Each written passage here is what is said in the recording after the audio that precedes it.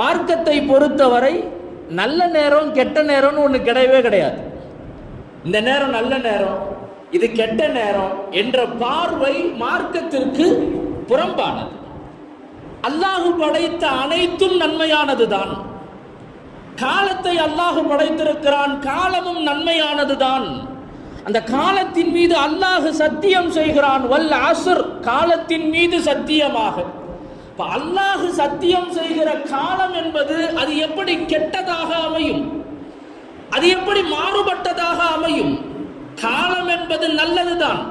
அதனால இது நல்ல காலம், இது கெட்ட காலம், இது நல்ல நேரம், இது கெட்ட நேரம் என்ற பாகுபாடு இஸ்லாத்திற்கு முரணானது, இஸ்லாமிய நிலைப்பாட்டிற்கு அது முரணானது, எதிரானது.